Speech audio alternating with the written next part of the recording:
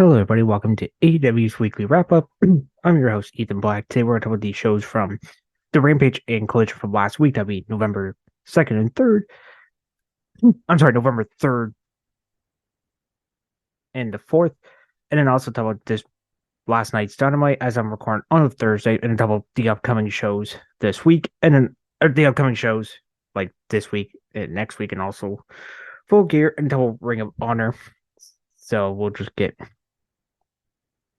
right into that now. So we'll kick it off with AEW Rampage from Friday, November 3rd. We go with a triple threat match with Pentagon Jr. defeat El Hijo de Vikingo in Commander at 12 minutes and 35 seconds 50 Patrick on Commander. In tag match of the Guns, Austin Cole defeating Chris Dales and Matt at 4 minutes and 28 seconds for 310 to Yuma. Sky Blue gets win over Mayor Sphere 7 minutes 11 seconds via Cole Blue. And the main event, Dale Garcia gets the win over Tremper at 13 minutes and 20 seconds by submission via crossface. Excuse me. So on this show, the triple threat match gets an 8 out of 10. The tag team match gets a 4 out of 10. Sky Blue first match gets a 5 out of 10. And then Garcia Brad gets a 6 out of 10. I'm sorry, the Sky Blue gets 6 out of 10 as well. But honestly, I would just watch triple threat match. That's the only match I recommend. Doing episode 21 of AEW Collision from Saturday, November 4th. We can go with Swerve Strickland defeating the win over AR Fox in 10 minutes and 19 seconds via Swerve Stomp. Then tag team match, we had the Kingdoms Matt David and Mike Bennett defeating the Crucible, Briggs and Nash, and James and McGregor at minute 23 via double team pile driver. Darby Allin defeated Lance Archer 10 minutes and 1 second via cold red off the top rope. For the trios titles, Billy Gunn and the Acclaim, Anthony Wells Maskcast retains over the Bullies, Brandon and Brand Tate, and Dalton Castle at 6 minutes and 25 seconds via mic drop. Then in more trios action, we have Natural Limits Dustin Rhodes and Keith Lee. Team of Mark Briscoe to defeat the Workhorsemen, Anthony Henry, and Jay Drake, and Kip Sabian at 4 minutes and 33 seconds via Froggy Bow Elbow. Will Knight go to defeat Emery Southgrad 10 minutes and 5 seconds via the Babe with the Powerbomb. In the main event, in an 8-man tag team match, FTR, Catchware, Dax Howard, Team of Left Faction, Inca Gnarly, Preston Fates, and Roosh to defeat the AEW World Tag Team Champions, Big Bill, Ricky Starks, and 2/3 of the Ring of Honor 6-man tag champs, Gates of Agony, Bishop Khan, and Toy Lena at 15 minutes via Bull's Horn on Ricky Starks. So honestly, on this show, Swerve and AR fights 7 out of 10. The tag match gets a 1 out of 10 because it was a short match. Darby Allin first gets 6 out of 10. Trios title match gets a 5 out of 10. The other trios match in Natural was Barbara for Sean McKiff. Say we gets a 4 out of 10. Night Gill versus Alger gets 6 out of 10. And the main event, the event take gets 6 out of 10 as well. So basically, just watch those 3 matches. But that was episode 21 of Collision. Then we go to AEW Dynamite from last night, November 8th. So we kick it off with basically the same interview as we had last week, just instead of Renee Paquette, it's Tony Schiavone with MJF. So he calls Adam Cole on the phone, and basically Cole said that he should team up with Samoa Joe instead of Roderick Strong, and then I focused on the guns for the pre-show, but MJF against it. So Diego Garcia, Angel Park, Matt Menard show up, and basically they get in charge. And MJF asks Garcia which version of him we're going to see the Sports Entertainer. By the way, he does a great Matt Menard impression that was actually pretty good. Or a professional wrestler. So Garcia's going to give him the professional wrestler. Rojo and the Kingdom rolls in and then tries to pursue the team with him, but he walks away, and then Cole hangs up on him, and he's telling people who he is. And then we go to our opening match for the AEW World Title. I'm a little surprised this actually kicked off the show. I actually thought this was going to be, honestly, in my opinion, this should have been the main event, but I kind of get why it wasn't. Anyway, MJF retains the AEW World Title over Dale Garcia at 10 minutes and 37 seconds via submission via Salt. That's basically a Fujiwara armbar. Also, before I get more into that match, so I guess there's 3 dark matches as we were in Portland, Oregon. Nick Wayne defeated Carl Randers, Powerhouse Hobbs defeated Pierre Avalon, and then tag match The Butcher and the Blade defeated Brand Color Coke Bantam. But back to the main show for a sec. I mean, this was okay. Honestly, this match was only made back on Rampage. Honestly, this was predictable. Sometimes predictable is a good way, but I mean, it's whatever. But MJF, you knew MJF was retaining. The match wasn't bad. I give this 1/6. I know these two guys give better matches. I did like Garcia in the match. He had a one arm power driver. That was actually a cool spot. And I actually thought that was going to be it. And then Garcia, like at the very much at the beginning, tried to do his dance, but Parker and Menard like stopped him from doing it. But yeah, I did. Only thing was Garcia when he does his dragon, basically a sharpshooter when he bends down, like MJ basically grabbed his arm, like basically gave him free opportunity to make him tap out. But it was kind of like a flash thing. But yeah, and then after the match, he was gonna shake Garcia's hand, but Parker and Menard stop him. And then MJ try to get the fans to chant Danny, like it's in Derek Garcia. But Garcia just walks away. And we get a video package hyped up the Mark Briscoe Jay White match for later in the show. So he's gonna whip his ass. Then we get our second match of the show, tag team match, and Darby Allin and Sting gets win over the Outriders, Turbo Floyd at Truth Magnum at 2 minutes and 58 seconds via submission, by submission via Scorpion Deathlock on Truth Magnum. It was just there. It 2 out of 10. I mean, Sting's last tour, so yeah. Then we got a video earlier to a touch fight interview with women's champion Hikaru and Tony Storm with her butler Luther, where the entire interview was in black and white. They signed a contract for the women's title full match of full gear. And then basically Tony said watch for the shoe, but she just knocks the shoe over him. Not a bad segment, but it was good. I'm pretty excited for the women's title match at full gear. I did like the black and white like TV era. I like Shivani's like, yeah, by the way, don't change it. Don't adjust your channels, but it wasn't bad. It was just there. Then we go to my match. Honestly, there's 3 matches on the show that I actually recommend checking out. This is one of them. Swerve Strickland gets to win over Pentagon Jr. at 13 minutes and 22 seconds via Swerve Stomp. This was a really, really fun match. Little underground stuff. I like how Pentagon hits his Death Valley driver jackhammer move for a 2 count. Pin destroy on the apron. That was a nasty spot. And then I like how Swerve hits Swerve Stomp the Pentagon as he was over the ropes. And then basically both men crack at each other's arms and wrists. Pentagon had made in Japan for a 2 count. And then Strickland escapes the fear fighter, hit the Death Valley driver. And then basically does the I think it was a wrist or arm snap, and then does Swerve basically top of a stomp for the win. Gives Swerve so many. Ooh, sorry about that. Getting the easy win. I shouldn't say easy. Sorry, that was poor taste of words. But basically, gets some momentum in this match from Rampage in full gear, and this match gets a 7 out of 10 for me. Then after the match, Strickland tries to remove Pentagon's mask, but Page runs out with a chair and chases Strickland and not all away. And then finally Page hits Strickland with a couple of chairs, and then basically hits, and not basically, sorry, I can't talk today. And then Page basically hits dead off the ramp for a bunch of tables on the side of the stage. I think this match should need stipulation, honestly, like a street fight or a last man standing match or something, but this match needs to happen. I know it's gonna be a full gear. I can't wait for it again, but honestly, this one will need a stipulation, in my opinion. The match is Ellen Malretz interviews Bull Club Gold, and then basically Jay just hypes his match, talks about the MJF Pro and Collision, and hypes his match with Mark Briscoe. Then we have video package hype up this new video game, this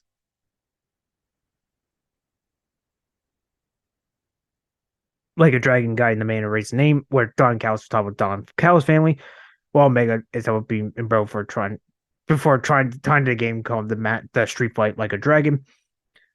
Then after the break, speaking of Kenny Omega, Renee is with the Golden Jets, and then Khrushchev was talking about Don Callis, but not realizing they have friends Paul like Kota Ibushi for the Young Bucks walk and basically make fun of the Golden Jets tag team name, because it's basically if people don't get it, some of the Canadian listeners will. So the Jets, they're taking off the Winnipeg Jets because obviously Omega General from Winnipeg, and the other stuff how else named the Elite, and how they create AEW. So Jericho basically he remembers him and Omega, and along with the Young Bucks create AEW, and Matt Jackson break Jericho's ego. And so Jericho thinks the goal just to beat Young Bucks. So Young Bucks challenges the match to tells them to a tag match of full gear. And Jericho sets up the stakes, saying that if they win, they'll take the Young Bucks World Tag Team title shot. By the way, this is the first time they mentioned about Young Bucks being number one contenders since I think like the first time after Wrestle. Anyway, they won a 4-way back at Wrestle Dream. They basically haven't talked about since. Magic says, but they said if the Golden Jets lose, they have to basically disband. So Omega says the Young Bucks are best tag team, and they are one of the best in the world. But Omega said he already beat the Young Bucks twice, double with Kota Ibushi back at New Japan Strong Style Evolve in 2018, and then with him and Page for the World Tag Titles back at Revolution 2020. Also, that's one of AEW's best matches ever in their 4-year history. So he said he's gonna do it again, and then he said take a side, so basically being sissy, whiny, bitchy children. And then Jericho says, "Can't wait to beat them up," and tells them in his own dressing room. Then we go to this is my third favorite match on the show for the Ring of Honor TV title. Samoa Joe retained over Keith Lee at 11 minutes and 25 seconds when he made Keith Lee pass out to the Coquina clutch.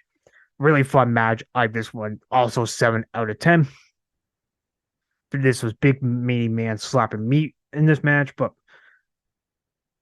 this was, like I said, this was a fun match. I mean, Samoa Joe, by the way, is the longest reigning Ring of Honor TV champion in history. Well, actually, I'll get to that in a sec. I mean, I actually thought Keith Lee was going to win there a few times, but then after the match, Samoa Joe calls himself the greatest TV champion of all time, and then he says he's vacating the television title and he's going after the AEW World title. I mean, I'm glad Joe's actually going to be on AEW TV more often. Also, he's been in Ring of Honor too long. I get it, he is a legend in Ring of Honor, but I think it was time for him to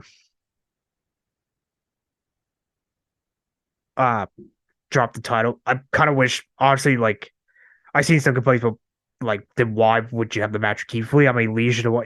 And I do agree, but I kind of get why they didn't want Joe. He's going after the world title, so I kind of see why they didn't want Joe losing. But still, I think, honestly, that was kind of the match seems kind of pointless, but I kind of get why they did. But anyway, so basically on Ring of Honor TV, I'll just talk about now. They are next week. They're going to talk about the future of the Ring of Honor TV title. I imagine it's probably going to be another tournament or a battle royal or something. But then we get the baggage of International Champion Orange Cassidy, FTW Champion Hook in the back as Cassidy John Moxley lost his mind. Let's respect him. He's been thinking about Moxley ever since he left him in bloody mess back at All Out. And he's basically, he can't call himself International Champion until he beats him a full gear. Then we go tag team match. Honestly, this did not need to be on the show. Honestly, Austin and Colin Gunn defeated the Bollywood Boys Harv and Garv Shera. The match ends in literally 40 seconds when the Guns hit 310 to Yuma and Garv for the super quick win. They had a match back on the Monday for Halloween at Ultimate Pier in Nova Scotia. That was a really fun match. It's on YouTube. It's like 20. The full video is 21 minutes. But I think the match itself, it's like 15 at the most, something like that. But yeah, honestly, this match should not need to be on the show. Then after the match, the guys basically talk crap about MJF. As we saw MJF watch over backstage, Mojo walks behind him until MJF walks away. Then we get promise of Blackpool Combat Club. And Mox says that not about the actual, but the laws of nature. They say he's going to set an example to Yuta by being Orange Cassidy. It's asked what kind of relates to Hook before Yuta say he'll see Hook and Alley. So I imagine basically that match is unofficially made. I haven't seen any graphics saying that the Hook Yuta match is official, but we'll wait and see. Then we get a video of Warlow says potential being wasted in a true war result because of MJF and Days of Devil Run at AEW coming to an end. Really good promo, honestly. Then we go to Julia Hart goes, well, with the return of Red Velvet. I guess she had a knee injury. I actually didn't even know until commentary talked about, but this is her first match since February. But Julia Hart does get the win at 8 minutes and 27 seconds via moonsault. It was actually a pretty fun match. I just won 5 out of 10. It was good to see Red Velvet back, but I kind of wish they did a little more with her. Like, I mean, like video packages or other stuff, but like they basically just threw out her cold. Like, I mean, I didn't even know she was injured till like I said, commentary talked about it, but I do like Red Velvet, don't get me wrong, but honestly, they should just did a little more with her. Then after the match, Julia Hart locks her in Heartless. Sky Blue makes right. They go face to face before Will Nigo and then TBS and Chris Statler to make the way down the ring.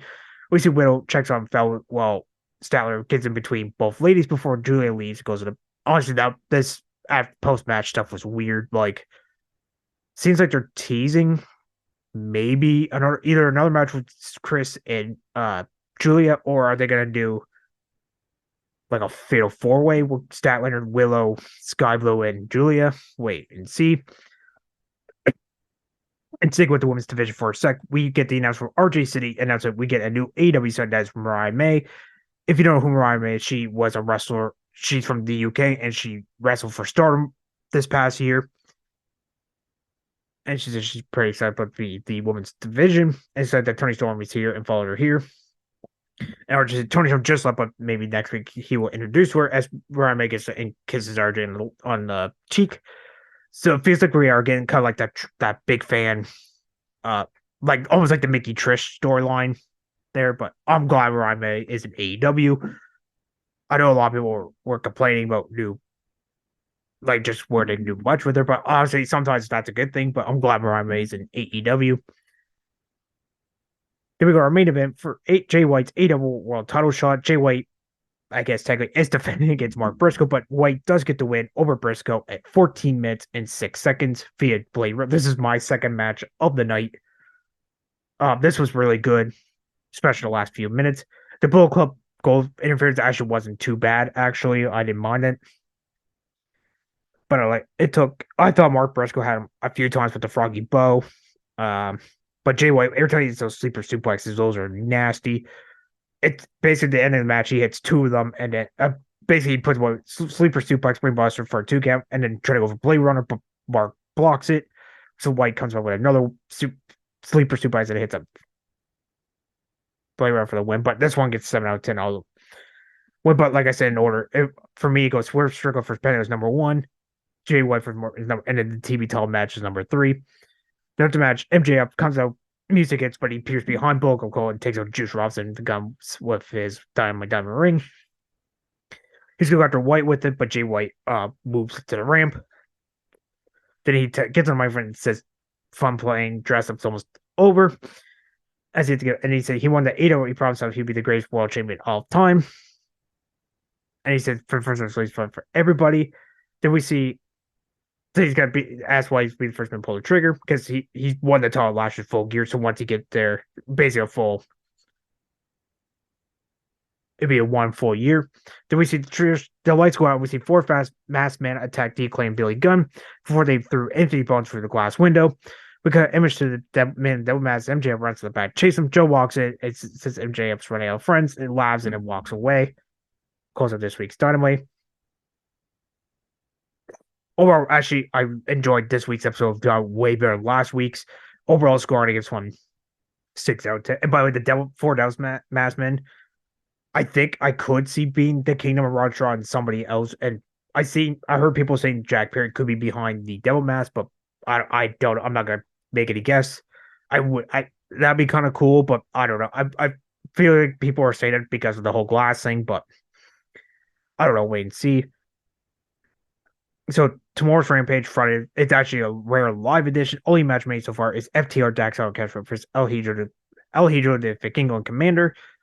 And Saturday's Collision, it's actually going to be taped because I guess it's probably because it's Remember Sound Saturday. I guess they probably want to tape. I get why, but still, only 2 matches made so far is Trios Action, The Righteous, Vincent Dutch, Chamber Lance Archer.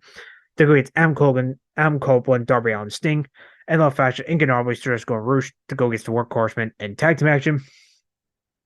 The next week's Dynamite so far, 8-man tag team street fight. The Don Castle, I imagine, can always see the Castle Powerhouse, Kyle Fletcher, and probably either Sam Guevara or Will Ospreay, or a new member. They never said who it was, but they'll go against the Gold Lovers, Kenny Omega, Cole Bushi, Christian Paul White. And International Champ Orange Cassidy, FTW Champ hope to go against John Moxley and whether you on the BCC. Then Full Gear is November 18th. So far, 7 matches have been made. MJF is going to be in 2 matches, so he will defend the 8-0 World title against Jay White, and him and Mishima will defend the Ring of World title against the Guns on the pre-show. Of course, she defends the women's title against Toni Storm. TNT champion Christian Cage, Luchasaurus Dick Wayne goes Adam Coleman, Darren State, and Trios action. Orange Cassidy defends Aaron Solo against Jon Moxley. Him and Page first World Strickland Wrestle Dream rematch. And then the Young Bucks will defend the. It's basically tag title shot versus the Disband match. So it's Young Bucks versus Gold Jets. Like I said, if Gold Jets win, they get Young Bucks World Tag Team title shot. If Gold Jets lose, they must disband. So that is AEW. And we'll go over to Ring of Honor. This would be episode 37. So they taped all the matches, but only 10 made air. So some particularly Tony needs proven ground match, women's champion, a day to be Heidi Howard, sir. I do apologize if I butchered that name. Kyle Fletcher defeat Lee Johnson, Leo Hirsch defeat Charlotte Renegade. In tag team match, Arsenal just Bronson and Boulder defeat Griff Garrison and Cole Carter. Billy Starks defeat Rich Joe Ellering. Josh Woods defeat SK Bishop. 8-man tag team match, Dean Ferry, Kyle Brown, Sean Dean. Ashley and Dragon, Darius Martin defeat Shane Taylor promotes Shane Taylor and Lee Moriarty, and the Wingmans Ryan Nemeth and Pierre Avalon. Driscoll defeating Gravity. In the main event, Eddie Kingston retains the Ring World title against Angelico. So the only match that didn't air was Anthony Ogogo defeat John Cruz. So episode 38, I'm spoiled. There are 7 matches, so if you don't want to hear, you can just end the podcast here. Eddie Kingston defends the Ring World title again, this one against Don Castle. Trent Beretta goes one with Pierre Avalon. In tag team match, Truth Madam to avoid the Outrunners for Jacoby Watts and Sebastian Wolf. Emi Sakura goes one with Rebby Kell. In tag team action, the boys Brennan and Brett Tate versus the Bottle Boys Groove and Harv Sheriff. Maria Shafir goes one with Amira, and the main event tag team match, Christopher Dance Matt set up versus Commander and El Hidro de Kingo. So that is AEW. That is the AEW stuff and Ring War stuff. I'm your host, Steve Black. I'll be back next week to talk about the usual stuff. Have a good weekend and stay safe. Thanks for listening to the WWE Podcast. Don't forget to subscribe on your favorite podcast app so you don't miss a show, or head to WWEpodcast.com. And for all of these shows ad-free, head over to patreon.com/WWE Podcast. Until then, we'll see you next time.